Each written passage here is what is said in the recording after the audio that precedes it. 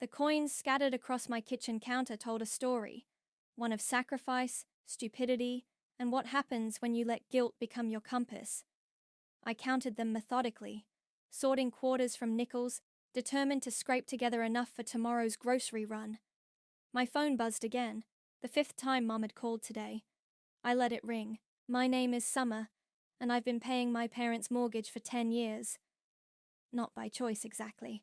More like a temporary fix that became a permanent prison. The irony? I can barely afford my own rent. The phone buzzed again. This time a text. Summer, answer now. It's about Riley. Of course it was. Everything was always about Riley. I picked up on the next ring. Mom? Finally. Why haven't you been answering? Never mind.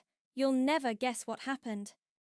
Her voice bubbled with the special excitement she reserved exclusively for Riley-related news.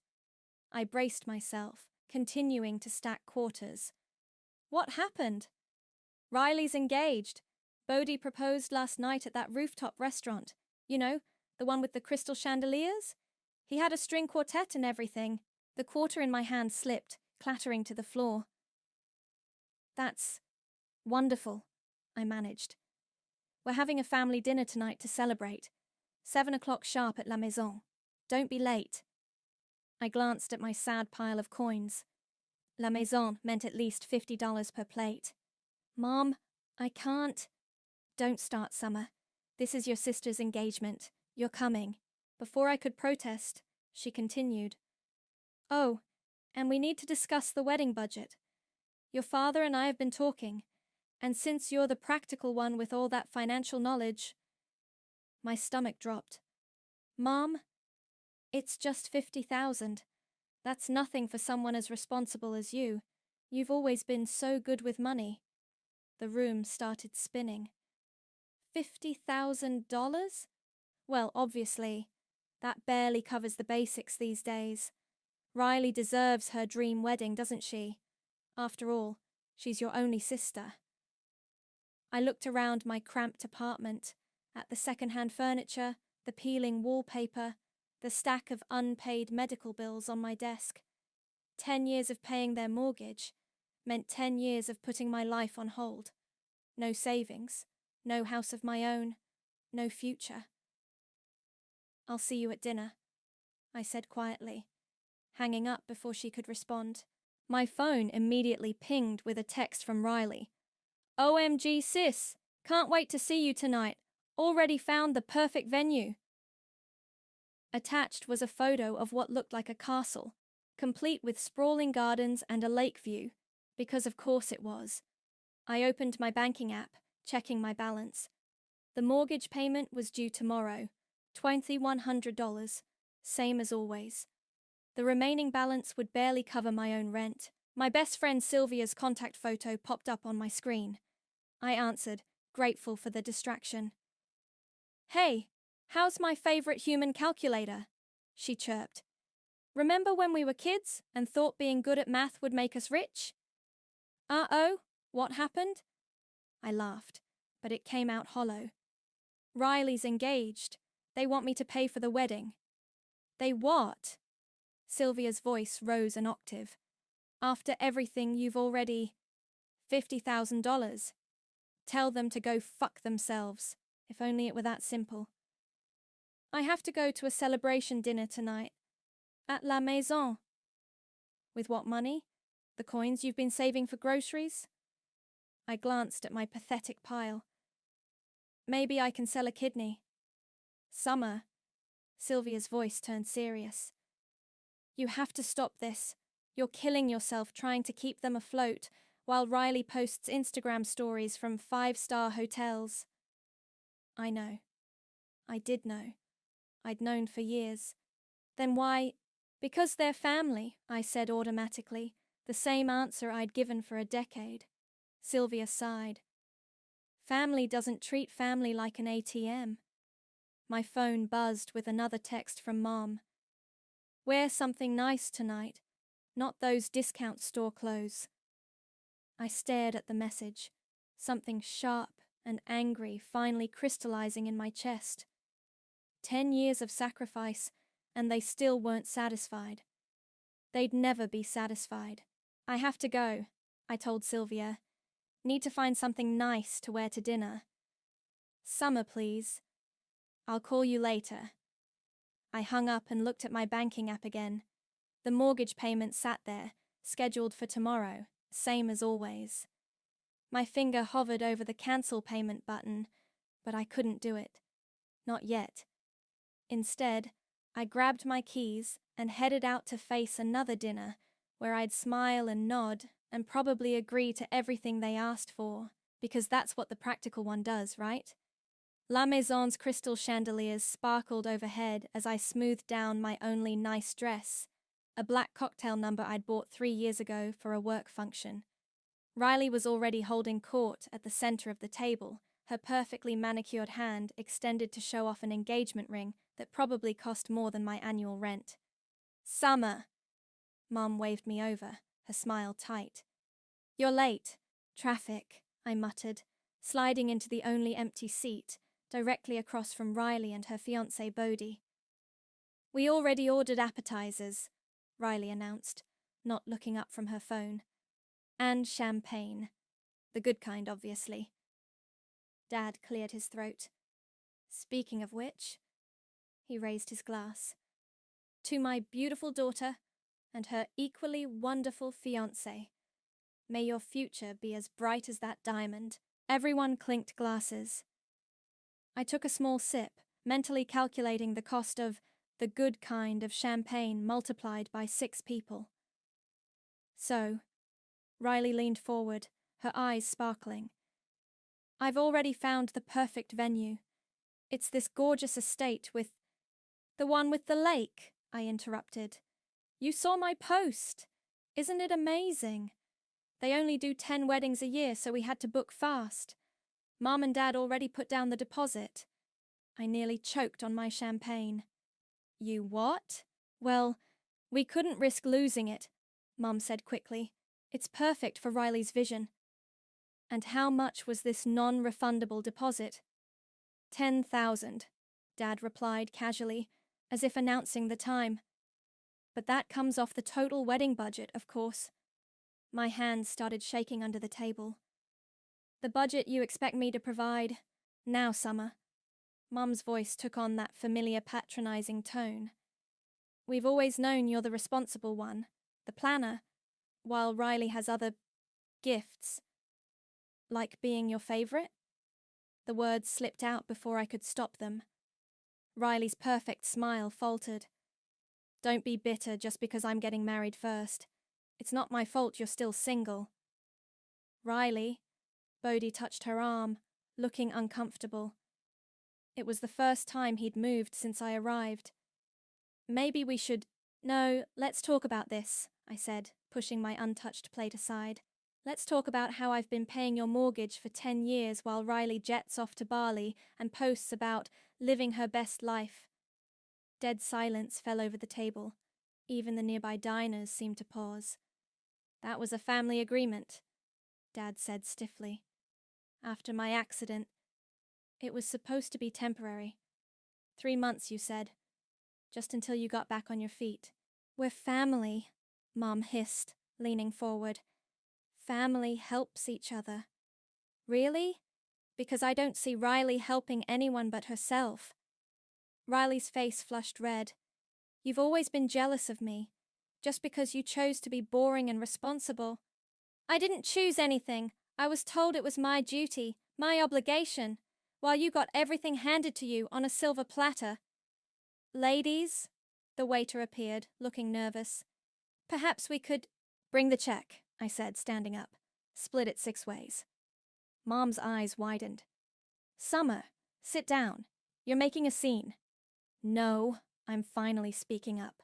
10 years of my life gone. My savings, gone. My chances of buying my own home, gone. And now you want 50,000 more? You've always been good with money, Riley said, her voice dripping with condescension. It's literally the only thing you're better at than me. So worry about this wedding, and let me handle being the star. The room went very quiet, very still. You're right, I said softly. I am good with money, which is why I know exactly how much you all owe me. 10 years of mortgage payments, with interest. Dad's face turned purple. Now listen here. No, you listen. I'm done. Find another ATM for Riley's fairy tale wedding. I quit. I turned to leave, but Mum grabbed my wrist. If you walk out that door, don't bother coming back. I looked at her hand, then at her face. This woman who had manipulated me for a decade under the guise of maternal love. That's the first honest thing you've said to me in years.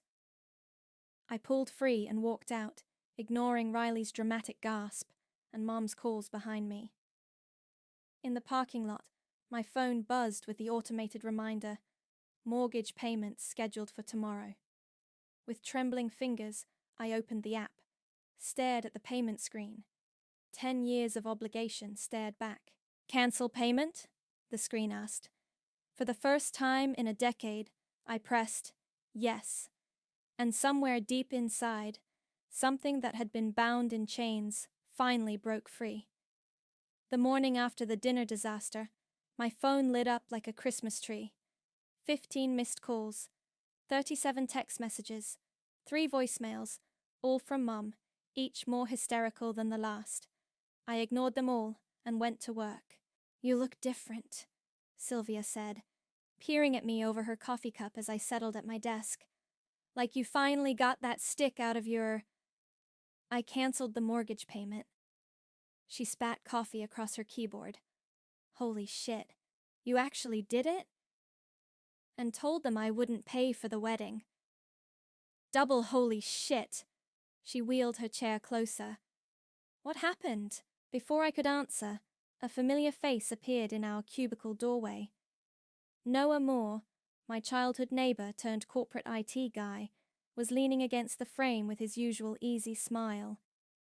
Computer troubles? He asked. Life troubles, Sylvia replied, gesturing at her coffee-splattered keyboard. But while you're here... As Noah cleaned up Sylvia's mess, I pulled up my email. Another message from Dad. Your mother is beside herself. Call immediately.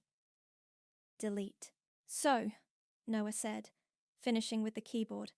Life troubles? Summer finally grew a spine, Sylvia announced proudly. Tell him. I hesitated. Noah and I had grown up next door to each other, had watched each other's lives unfold from opposite sides of a fence.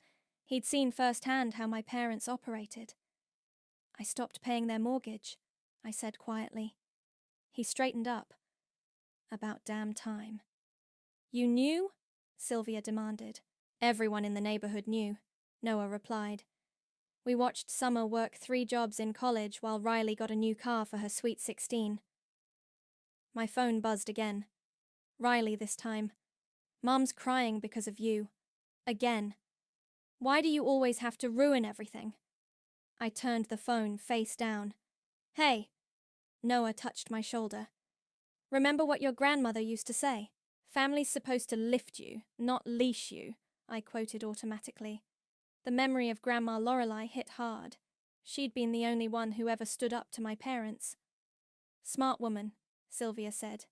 What else did she say? A lot. I opened my desk drawer, pulling out the folder where I kept important documents. She left me a letter before she died, but I never opened it. Said not to until I was ready to face the truth about family. And are you ready now? I stared at the sealed envelope. Maybe. Open it, Noah encouraged. What's the worst that could happen? As I broke the seal, another document caught my eye. An old bank statement I'd filed away. Something about the numbers didn't look right. I pulled it out, scanning the details. My blood ran cold. What? Sylvia and Noah asked simultaneously. These payments, they're not just for the mortgage.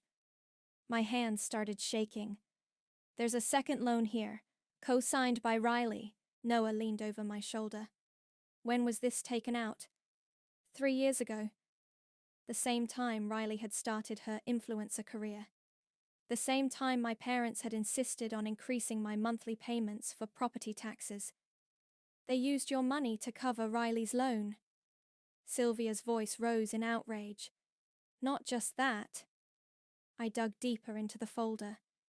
They used me as a backup plan. Every time Riley overspent, every time she needed bailing out. It came from your payments, Noah finished, his face darkening. Those bastards! My phone buzzed again. A text from Mom. The mortgage payment didn't go through. Fix it now. For the first time, I saw the message for what it was.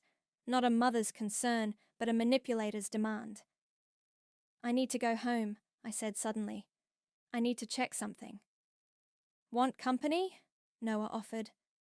I nodded, grateful. Both of you? 20 minutes later, we were in my apartment, surrounded by a decade's worth of financial documents. Every statement, every receipt, every transfer, laid bare on my living room floor. Jesus, Sylvia whispered, holding up a bank statement. They've been double-dipping for years, using your payments to cover both the mortgage and Riley's expenses. Look at these credit card statements, Noah added. All these charges, luxury hotels, designer clothes, first-class flights, they're all in Riley's name, but the payments came from your account. My phone kept buzzing. I kept ignoring it. What are you going to do? Sylvia asked softly. I picked up Grandma Lorelei's letter, still unopened. I'm going to read this. Then I'm going to make some calls. To your parents? No. I met their concerned gazes with steel in my voice. To a lawyer, the letter felt heavy in my hands, like it contained more than just paper, like it held answers I'd been too afraid to seek. Whatever's in there, Noah said quietly. We're right here. I took a deep breath and broke the seal, unfolding what would turn out to be my grandmother's final gift and my key to freedom. Congratulations, the realtor beamed, handing me the keys. The house is yours. I stood in the empty living room of my new home, my very own home, running my fingers along the freshly painted walls. It wasn't much, a modest 2-bedroom with a small yard, but it was mine. Every square inch belonged to me. My phone buzzed. For once, it wasn't my family. It was Noah. Did you get the keys? Just now. I couldn't keep the smile out of my voice. Want to see it? Already outside, I opened the front door to find him holding a bottle of champagne and 2 plastic cups. First house celebration? Absolutely. We sat on the floor of my empty living room, sharing cheap champagne and watching sunlight stream through windows that needed washing. Have they figured it out yet? He asked carefully. That I'm not coming back? No. I took another sip. They're still sending wedding vendor invoices like nothing happened. As if on cue, my email notification pinged. From Dad, subject line, urgent. Don't, Noah warned, but I was already opening it. Inside was a detailed billing schedule for Riley's honeymoon, a month-long tour of Europe's finest hotels. The total made my eyes water. We'll reimburse you later, Dad's note read. Family takes care of family. Something snapped inside me.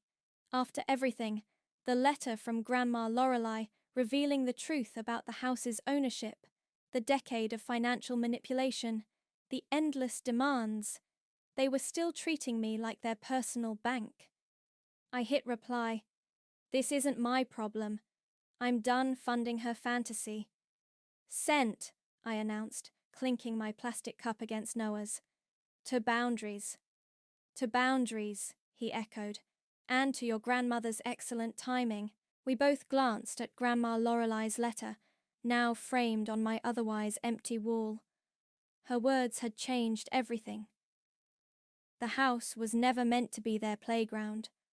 I left my half to you, Summer, because you were the only one who understood its value. They can't sell or borrow against it without your signature. Remember that when the time comes to choose between their comfort and your freedom. My phone rang. Mom's name flashed on the screen. Speaker, Noah suggested. I want to hear this. I answered. Mom's voice exploded through the speaker. How dare you speak to your father that way, after everything we've done for you? Everything you've done for me?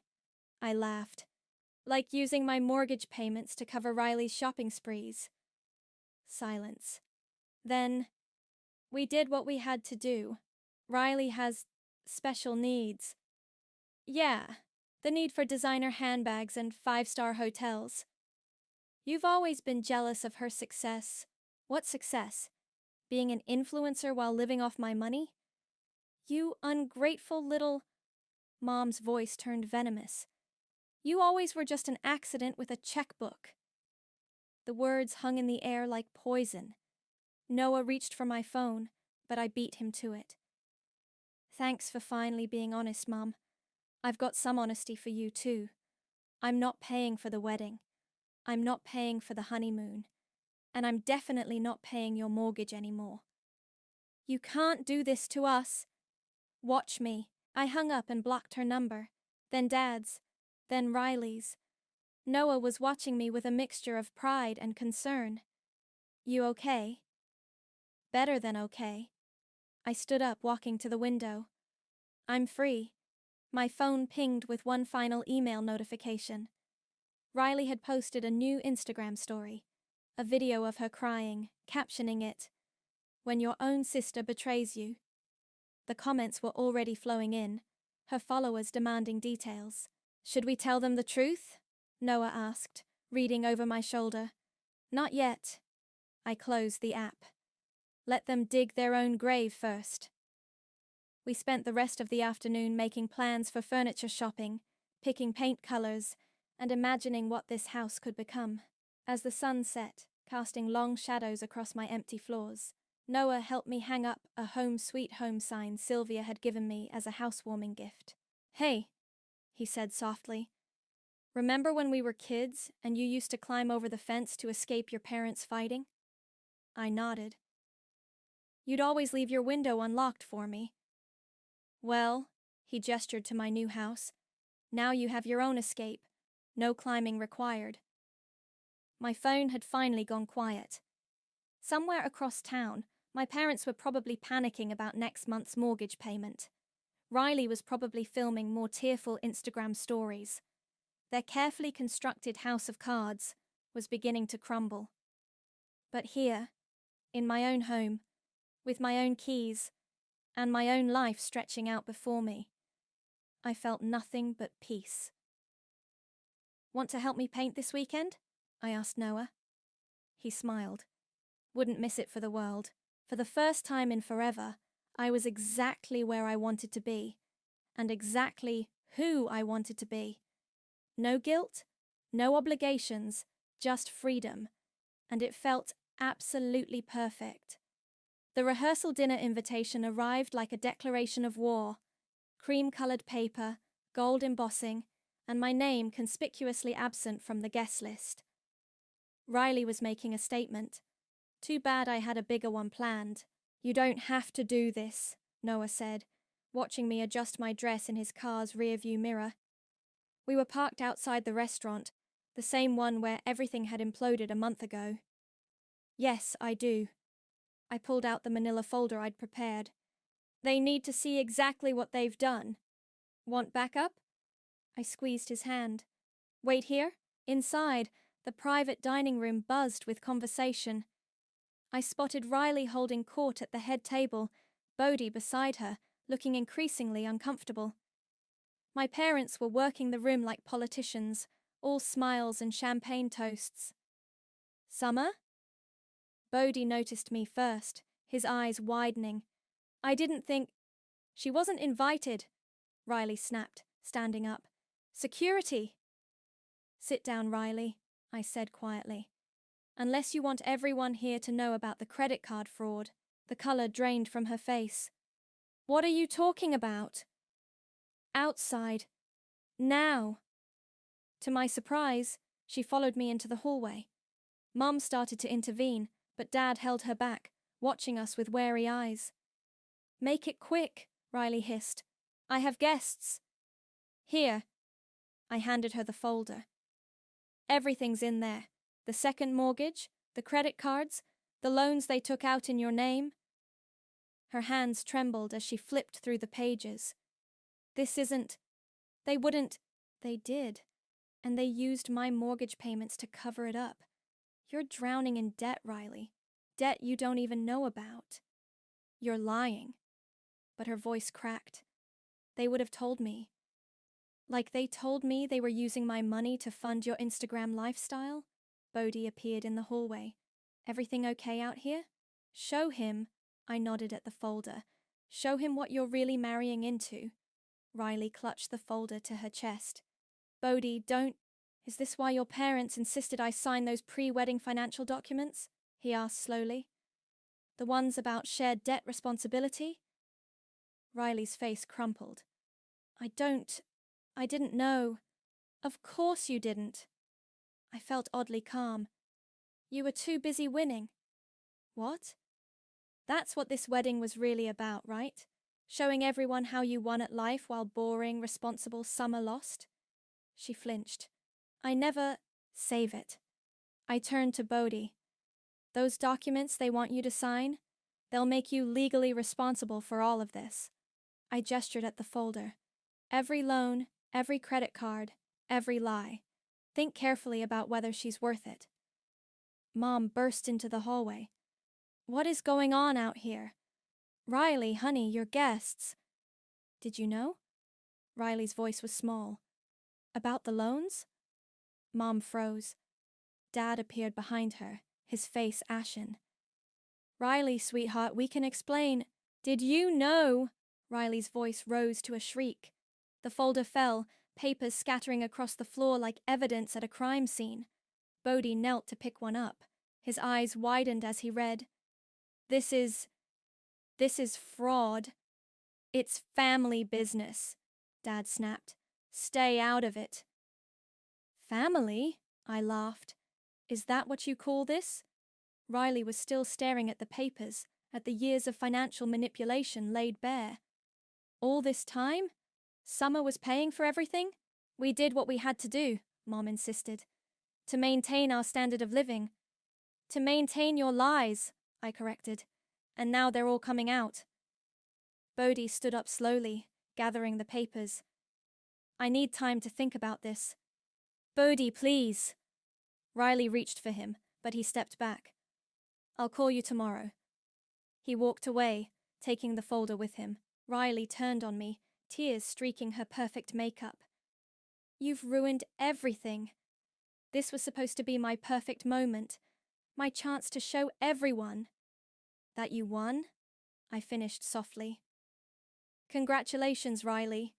You won a house of cards and now it's falling down. I left her there, sobbing in the hallway while our parents tried desperately to damage control. In the parking lot, Noah was waiting, concern etched on his face. How did it go? Through the restaurant windows, I could see chaos unfolding. Guests were leaving. Riley was having a meltdown. Mom was trying to salvage the evening, while Dad made frantic phone calls. It went exactly as planned. I got into the car. Take me home. As we drove away, my phone lit up with a text from Bodhi. Thank you for telling me the truth. I didn't reply. I didn't need to. The truth was finally doing what I never could, setting everyone free, whether they wanted it or not. You know they'll retaliate, Noah said quietly. I smiled, thinking of Grandma Lorelei's letter and the legal bombshell still to come. Let them try. The morning sun streamed through my kitchen window as I made coffee in my own home. On my own terms. 3 weeks had passed since the rehearsal dinner disaster. 3 weeks of blessed silence. My doorbell rang. Sylvia and Noah stood outside, carrying bags of groceries. First official dinner party? Sylvia grinned, holding up a bottle of wine. As long as you're both cooking, I laughed, letting them in. Unless you want food poisoning. We settled into an easy rhythm, Sylvia chopping vegetables, Noah handling the pasta, Me setting the table with my newly purchased dinnerware. Everything in this house was mine, bought with my own money, no strings attached. Have you heard anything? Sylvia asked, sliding vegetables into a pan. Radio silence. Even Riley's Instagram has been quiet. That's a first, Noah commented, stirring the sauce. No more crying selfies? Nope. And the wedding's been postponed indefinitely. Bodhi moved out last week. Sylvia whistled. Karma's finally showing up to work. My phone rang, shattering our peaceful moment. Mom's number flashed on the screen. Don't, Noah started, but I was already answering. Summer! Mom's voice was hysterical. We got a notice from the bank. They're saying foreclosure. The wooden spoon in Noah's hand clattered to the counter. Sylvia froze mid-chop. I know, I said calmly. You... What? I know about the foreclosure notice. I've known for weeks. Silence crackled over the line. Then, what did you do? Nothing. I just stopped preventing the inevitable. They're taking the house. She was sobbing now. Your father's childhood home. How could you let this happen? The same way you let me sacrifice 10 years of my life. We're your parents, and I'm your daughter, not your ATM. More silence. Then Dad's voice. Summer, listen to me. We can fix this. Just help us with this month's payment and we'll... No. No? His voice turned hard. After everything we've done for you? Done for me? I laughed. You mean done to me? You ungrateful little... I hung up, blocked their numbers, again. Sylvia and Noah were watching me with a mixture of concern and pride. You okay? Noah asked softly. Before I could answer, my phone pinged with an Instagram notification. Riley had finally broken her silence with a new post, a selfie from a luxury hotel suite, caption reading, "Living fabulously, despite the haters." Is she serious? Sylvia peered at my screen. Their house is being foreclosed and she's at a hotel? I scrolled through the comments. They were not kind. How are they affording hotels when they're bankrupt? Didn't your wedding get cancelled because of money issues? Maybe pay your mortgage instead of posting fake flex pics. The truth was unraveling in real time, one angry comment at a time. Dinner's ready, Noah announced, pulling me away from the drama. Let's celebrate your freedom instead of watching their downfall. We sat around my new dining table, eating pasta and drinking wine, laughing about nothing and everything. Through the window, I could see my small backyard where Noah had helped me plant a garden last weekend. On the wall hung photos of my new life, my house keys, my first mortgage statement, my friends helping me move in. My phone kept lighting up with notifications as Riley's post went viral for all the wrong reasons. People were connecting dots, sharing stories, exposing years of financial manipulation. You didn't even have to say anything, Sylvia marveled, reading the comments. They're destroying themselves. Karma isn't a sledgehammer, I said, remembering Grandma Lorelei's words. It's a mirror. Eventually, everyone has to face their own reflection. Noah raised his glass. To karma? To freedom, I corrected, clinking glasses with my real family, the one I chose. Later that night, after Sylvia and Noah left, I sat on my porch watching the stars. My phone lit up one last time, a text from Riley. I hope you're happy. You've destroyed everything. I typed back, no, Riley. You did that all on your own.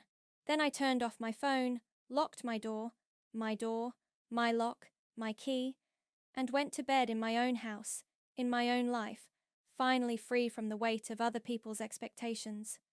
Tomorrow would bring more drama, more fallout, more consequences.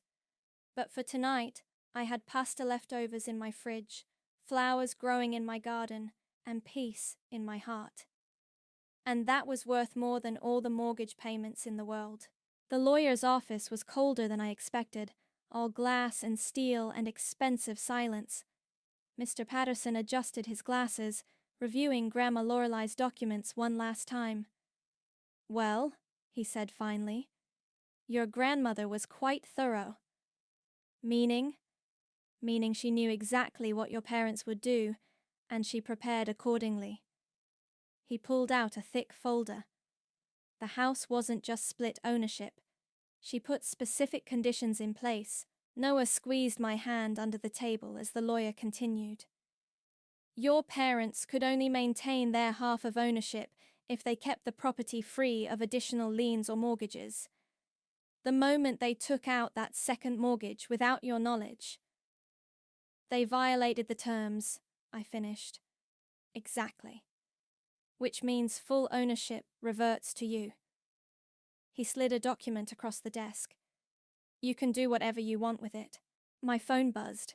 Another hysterical voicemail from Mom about the foreclosure. I ignored it. "What are my options?" "You could keep it, sell it, or—" He paused meaningfully. "Let the bank take it." The weight of that power settled over me. 10 years of payments, of sacrifice, of manipulation, all leading to this moment. "There's one more thing," Patterson added, pulling out an envelope. "This just cleared probate. Your grandmother left specific instructions for it to be delivered now." My hands trembled as I opened it. Inside was a letter, written in Grandma Lorelei's familiar scrawl. "My dearest Summer, if you're reading this, you've finally learned to put yourself first. Good. Now listen carefully. That house was meant to be your inheritance, your safety net, your fresh start. Instead, they turned it into your prison. They used your love against you, your sense of duty against you, your kindness against you. But you're stronger than their manipulation, smarter than their schemes. And now, you have the power to end it. Don't let guilt stop you. Don't let their tears manipulate you. Sometimes the kindest thing we can do for others is to let them face the consequences of their actions. I love you, my brave girl. Choose yourself. Love, Grandma." A tear splashed onto the paper. Noah's arm went around my shoulders. "What do you want to do?" he asked softly. Before I could answer, my phone rang. Dad's number, from a new account. "Summer, please," he begged when I answered. "The bank's moving forward with foreclosure. We'll be homeless." "No, you won't. You'll just have to live within your means for once. We can fix this. We'll sign whatever you want. That's the problem, Dad. You've been signing things you shouldn't for years. Using my money to cover Riley's debts. Taking out loans you couldn't afford." "We did it for the family." "No," I said firmly. "You did it for yourselves." I hung up and turned to the lawyer. "What do I need to sign?" An hour later, it was done. I'd signed away my claim to the house, allowing the bank's foreclosure to proceed. No more fighting it.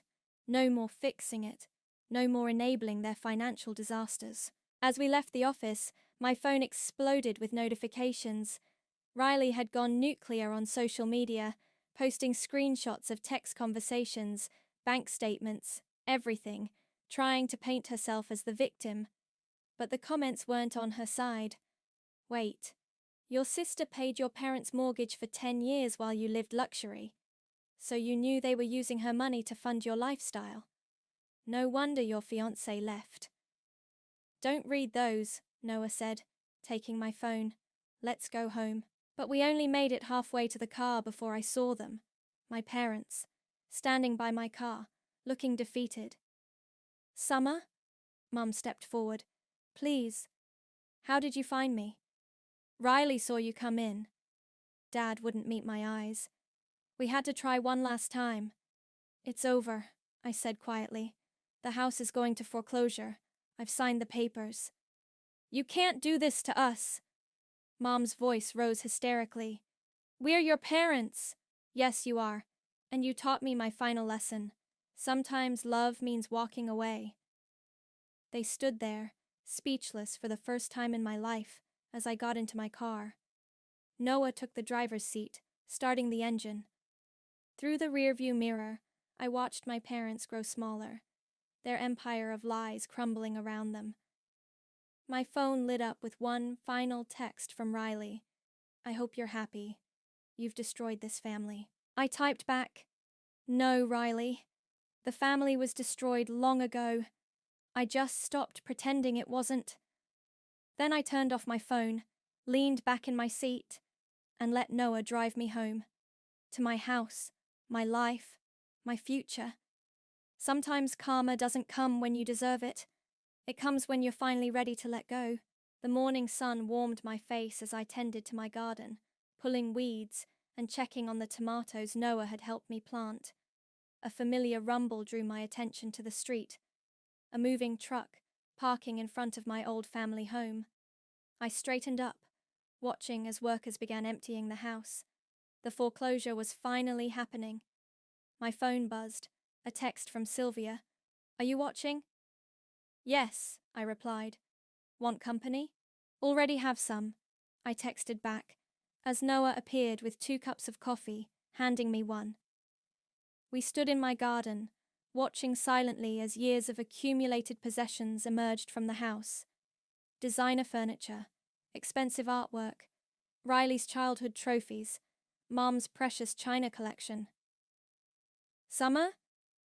I turned to find Bodhi standing at my garden gate, looking uncomfortable. Hey, I said carefully. Didn't expect to see you here. I came to return this. He held out a small velvet box, Riley's engagement ring. And to say thank you. For what? For saving me from making a huge mistake. He glanced at the moving truck. I checked the documents you showed me. Called off the wedding just in time. I'm sorry, I said, and meant it. Don't be. Better to know now than after signing those papers. He hesitated. Have you heard from them?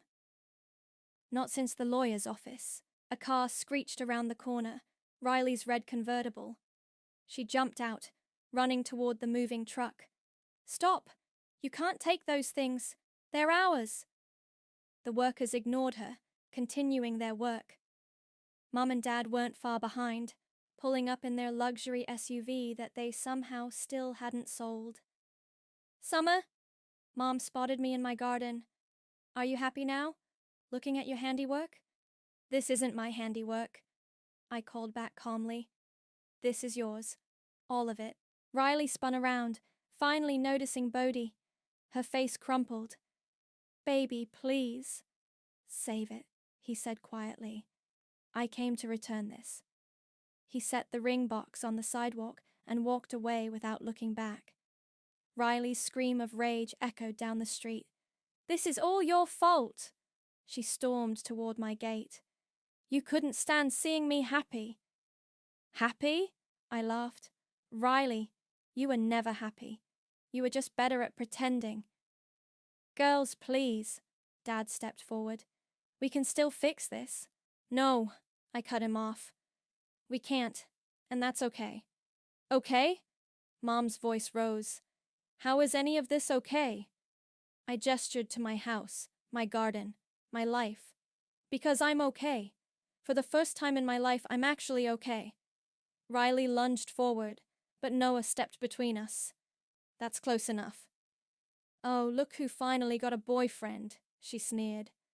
Took you long enough. Actually, Noah smiled, taking my hand. I got a partner. Someone who knows her worth and isn't afraid to show it. The moving truck's engine started up. Mom made one last desperate attempt. Summer, please. We're still your family. No, I said softly. You're just people I used to know. I turned away, walking back to my garden.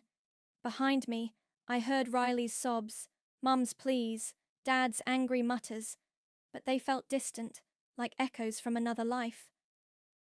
Noah followed me to my tomato plants. You okay? Better than okay. I picked up my gardening tools. Help me with these weeds? We worked in comfortable silence while the drama played out behind us. Eventually, the moving truck pulled away. The luxury SUV followed. Riley's convertible screeched off last, leaving only tire marks and echoing silence. I stood up, brushing dirt from my knees, and looked at my former home. Empty now, like it should have been years ago. "What now?" Noah asked. "Now?" I smiled. "Now I live my life." I walked to my front door, my door, with my name on the mailbox, and turned the key. Inside, sunlight streamed through windows I'd washed myself. Photos of real moments hung on walls I'd painted. Bills I could afford sat neatly on a desk I'd bought with my own money. Noah wrapped his arms around me from behind. "Welcome home." "I am home," I said, and finally felt the truth of it. I've been home since I chose me. Outside, the garden waited for attention. Inside, dinner needed cooking. Life went on. Simpler, cleaner, honest. I closed the door on the past and turned toward my future. Because that's what choosing yourself means. Not just closing doors, but opening new ones. And this door, it had my name on it. Just mine. And that was everything.